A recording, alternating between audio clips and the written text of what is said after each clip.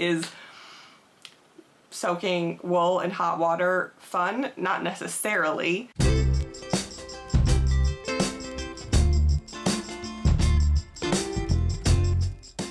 Hi friends, welcome or welcome back. I'm MC, a knit and crochet designer from Connecticut, and you can find me on Instagram and Ravelry as Blame the Knots, on my website blametheknots.com, and of course right here on YouTube where you can get to know me a little bit better. Today we are here with episode 24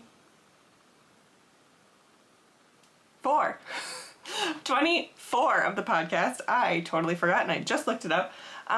We are here with episode 24 of the podcast, and today is a little bit funky. Today is May 15th, and I am filming this quite a bit early because I am about to head off on vacation. Now, by the time you see this, I will be already on my way home from vacation and possibly home already by the time you see this.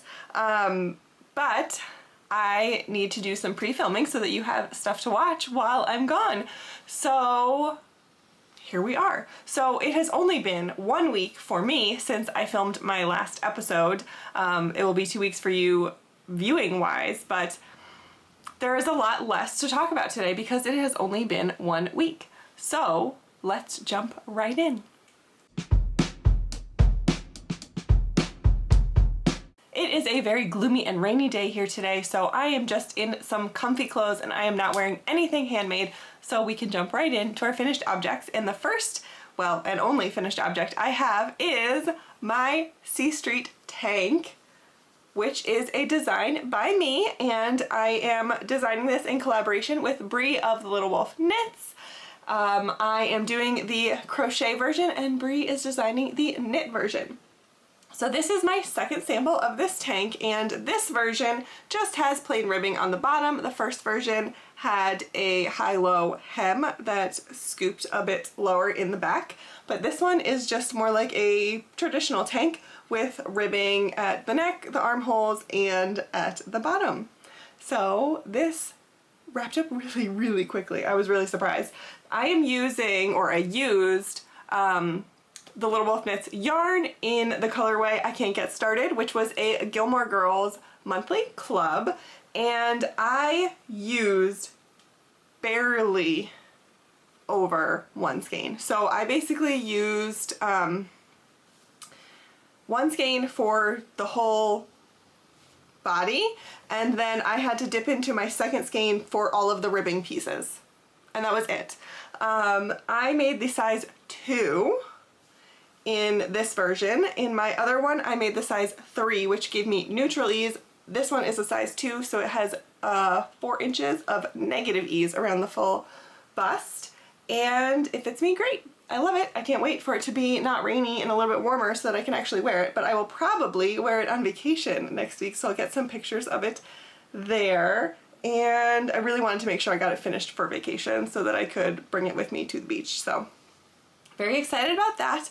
Actually, I have not blocked this yet, so it's probably going to grow just the tiniest bit, but I wanted to show it on here before I got it soaking wet. Oh, and this is currently in testing and will be releasing mid-June-ish. We have not settled on an exact date yet, but keep an eye out. Follow both myself and Bree on Instagram, and you will see when we release the dates, and you will get to see all of our amazing tester photos as well. Now, I did actually finish another project, and if you were to go check my Ravelry project pages, you would see that there is something called Secret Design Number 1 that is finished, but I cannot show you that yet. It's coming soon, and I'm really excited about it, and I can't wait for you to see it, but I can't show it right now.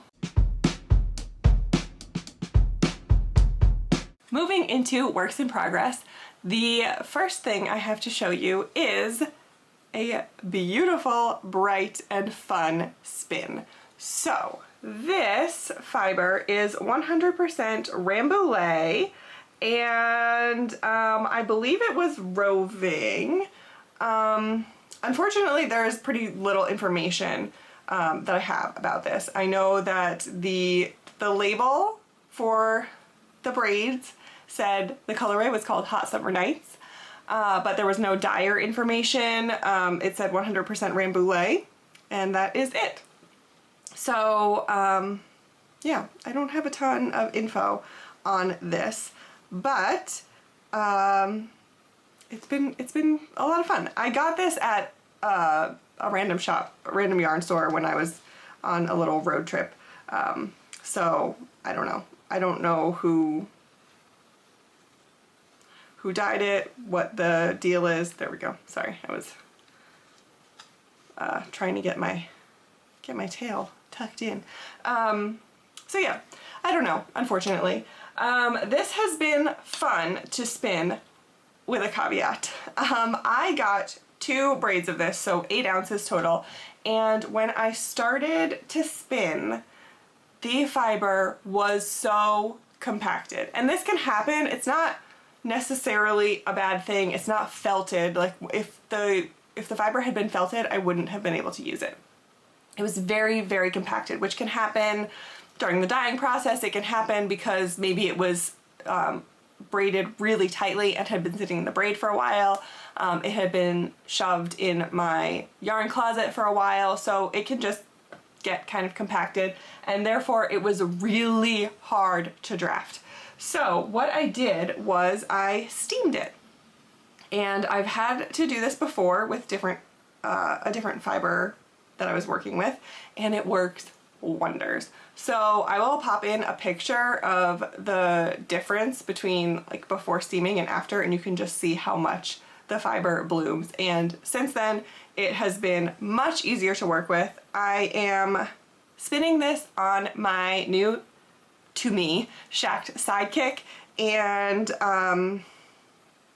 I am spinning long draw mostly. A couple times I am still getting to like a piece where the yarn is still a little bit compacted and I kind of have to fiddle with it a little bit, and then I switch to a bit of a continuous backward draft because I have a little bit more control, but I still I'm still spinning it in a semi-woolen style, and I'm loving how it's coming out. I have this little ball left, and I have one more of these attached to my wheel currently, and that is all that I have left of this spin, and then I will apply, and I'm excited about it. This is the finest that I have ever spun on a treadle wheel. I've spun, well, on a wheel in general, actually. I have spun this thin on my drop spindle, but I've never spun on a wheel this thin. And I might have bitten off more than I can chew with this spin because I only have a medium and fast whirl for my sidekick, and I think to get the weight that I was hoping to achieve, I probably needed the like super fast, I don't know what it's called, but the next one up at least. So what I've had to do is treadle really, really fast. So it's fine. I mean, that's the way that you can get, you know, thinner yarn, is by adding in more twist, and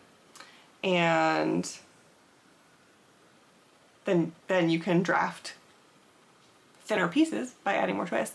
But that means that you have to treadle fast, unless you have a whirl that will let you spin at a higher ratio.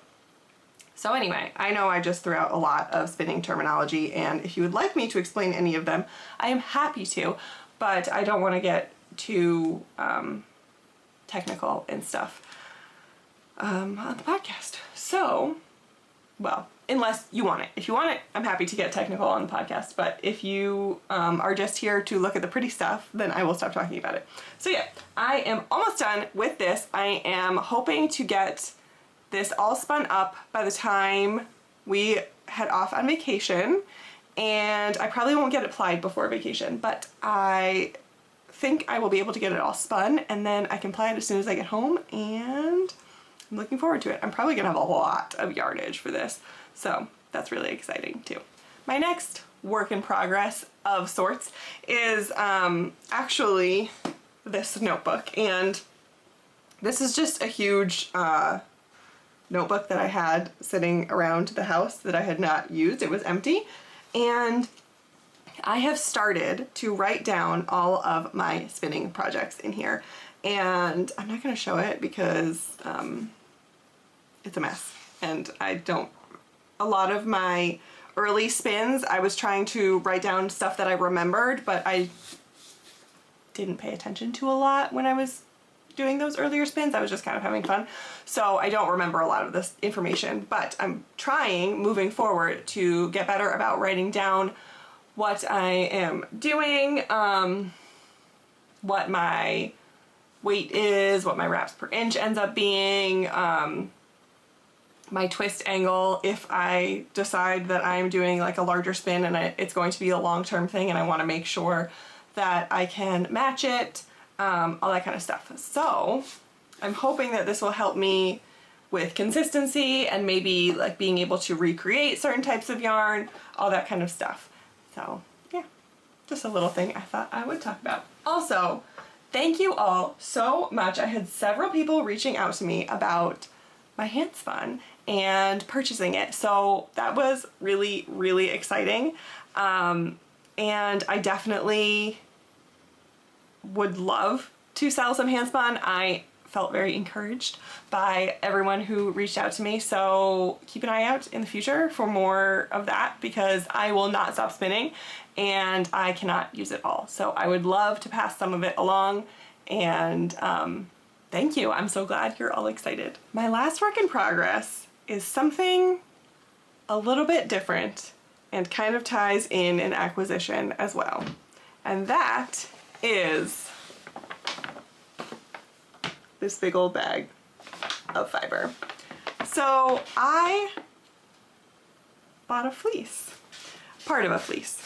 It was only 8 ounces, so it wasn't, oh goodness. I just got dirt all over myself because I was working on that outside earlier and I guess there was stuff on the bag. Okay, I bought 8 ounces of raw fleece and I have been processing it. So I am doing a whole video about the processing, my journey with doing that for the first time. So I won't talk about it in great detail here, but this, I only have a tiny bit left and I'm gonna try to hold it up carefully because it still has plenty of VM in it. But this is what is left of the fleece that I have. I scoured it. I am in the middle of processing it, and let me see, I'm trying to find like a nice lock that I can show you. I'm kind of down to the bottom of the barrel right now. This is literally all I have left to process, but let's see. Come on, give me something. Give me something to work with. Yeah, I'm kind of down to not much here, but there we go. We can work with this. This is from a Jacob fleece named Nettie, who came from Georgia. Please focus. Really doesn't want to focus on that. There we go. So this is from Nettie, and these locks that I'm showing you right now don't really have a lot of structure to them, but trust me, there were a lot of better locks in the bag initially. I don't entirely know what I'm doing, so I think I ended up kind of messing up a lot of the locks as I was washing it rather than helping them to keep their structure so that it would be easier for me to process moving forward, but that's okay. I mean, I'm learning as I go. Anyway, I am using a flicker brush to process this because I felt that this was the most cost-effective way for me to try this for the first time before I decided if I wanted to process any more fleece. So basically what happens is, where's that little, whatever, doesn't matter. You take a lock and I'm not going to do it in here because it sprays VM and wool pieces everywhere, but you basically just, like, you're teasing out knots in the hair. and or in the wool, and you just flick. Yeah. I would go a little bit more aggressively than that, but I don't want to get crap all over the place. I have been doing this outside because it makes a mess, and I have found that doing this does actually aggravate my hands a little bit. I could hold it in my right hand and flick with my left, but I'm not dexterous enough. So I'm holding in my left, flicking with my right.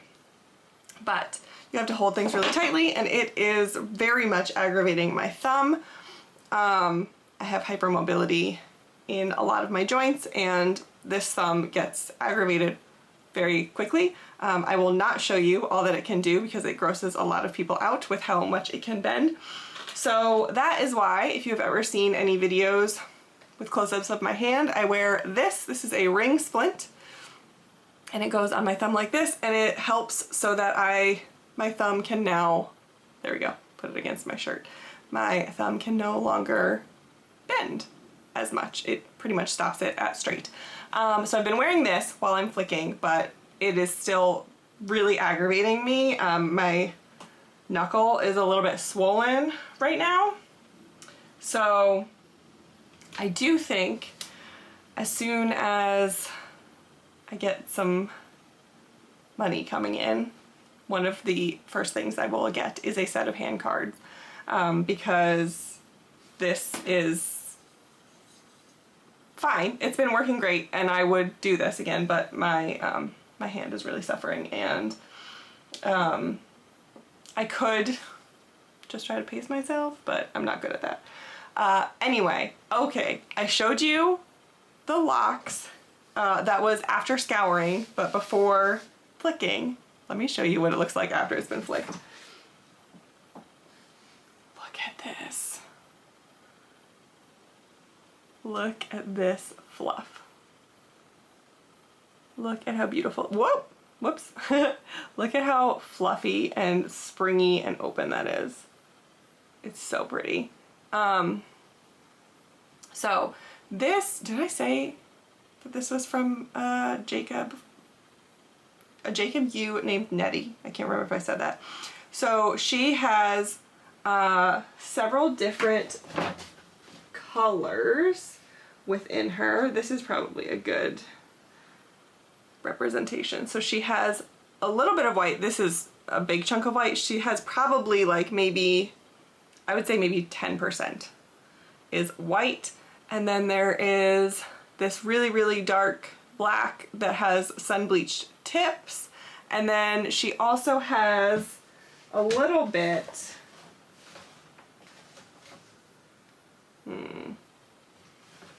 can't find a good lock. Oh, there's one. She has a little bit of gray as well. Tiny, tiny bits that just pop up here and there. So it's been lots of fun. I'm so excited. Unfortunately, I forgot to weigh the fleece when I first got it before I scoured it, so I'm just gonna have to trust the seller that I got 8 ounces, and I will see how much I end up with. But I'm almost done processing, and I'm so excited, and I cannot wait to start spinning it, and I'm really enjoying the process. It's been a lot of fun. It's definitely, like, fun is kind of a relative term, I guess, because is soaking wool in hot water fun? Not necessarily, but seeing everything, seeing it go from the lanolin covered fleece to this fluffy clean fleece to like really fluffy amazing wool that's ready to spin has been really cool, and watching that whole process has been really enlightening. So anyway, that is all I will say about that. But if you are interested in anything like this, let me know. I'm happy to do more videos about it as I learn what the heck I'm doing. And yeah, if you have any tips, if you do any of this yourself, let me know. I'd love to talk. right, and that just brings us to our life and admin section. I don't have a ton to talk about today. Like I said, we are about to head off on vacation, but by the time you see this, I will be back. We are going down to Florida, and yeah, we're pretty much, it's gonna be like a regular old beach vacation, sitting on our butts, reading books, knitting, whatever we feel like doing, eating lots, drinking a bit, getting lots of sunshine. That's about it. Just getting some relaxation in. So I'm really, really looking forward to that. Because I'm pre-filming everything, I don't know what videos have been published between the last podcast and this one. I have published my April reading wrap-up, I do know that, and I am hoping to get up the first video in my handmade clothing try-on series. So all of that has been filmed, and we will just see if it gets edited in time to be posted before we head off on vacation. So yeah, that is all I have been working on channel-wise. I am thinking of starting a 1 week 1 skein challenge to take with me on vacation, because what is better for traveling than a 1 skein project, right? So I have not pulled that yet, but I think I might do that right after we're done with this video. And yeah, that is it. I don't have very much that I've been working on. I'm kind of in between a lot of projects right now. It feels very weird. I feel right now like I have a little bit of writer's block in a knitting and crochet sense. So it's been a little funky around here in terms of inspiration, but I'm just kind of going with the flow and letting things happen and working on what I feel like working on when I feel like working on it. And I think that some sunshine and sand and water will be really good for me.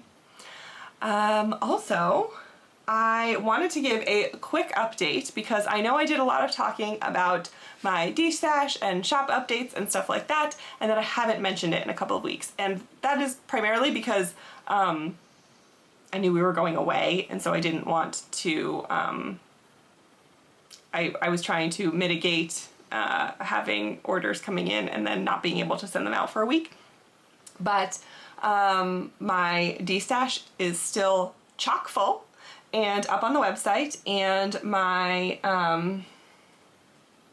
my one-of-a-kind skeins, or my one-hit wonders as I'm calling them, are up on the website. And remember that if you join the newsletter, you get 10% off. You'll get a code for 10% off, and that code is actually good on the D-stash as well. Still, I was supposed to end that coupon code rule, but I didn't, so lucky you. So yeah, feel free to shop if you haven't yet. I would greatly appreciate it.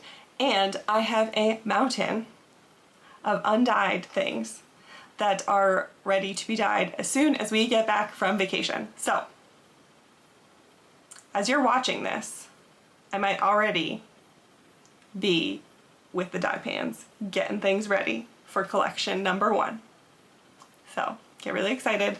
I can't wait. Make sure that you are signed up for the newsletter so that you get notified as soon as anything launches in the shop. And also make sure that you are following on Instagram, because I will be doing a bunch of teasers and showing colorways and stuff there before the launch happens. And also, I always forget to say this, but make sure that you like and comment and subscribe and do all of those things. I am so close to the first level of monetization, in a sense, on YouTube. There are kind of 2 levels of it. I'm happy to explain that too if people want to know. I'm cool with being open about that. So there are kind of like 2 levels, and I am moments away from hitting the first level, which means that I am more than halfway to hitting full monetization. So I would love to have that happen this year. It's a big goal of mine to get monetized this year, so if you are watching and enjoying what you see and you're not subscribed yet, please do so. I would greatly appreciate it. And I also wanted to let you know that I do have a Ko-fi. There is no membership or anything like that. It is not a monthly subscription for exclusive content. It is strictly just as a tip jar if you feel so inclined. Anywhere that you can find me will be linked down in the description box, as always. And sincerely, I really appreciate every single one of you. Even just a like or a share or a comment or something like that is way more help than you even realize. So thank you so much for being here and for your support. So anyway, until next time, take care of you, and I will see you later. Bye.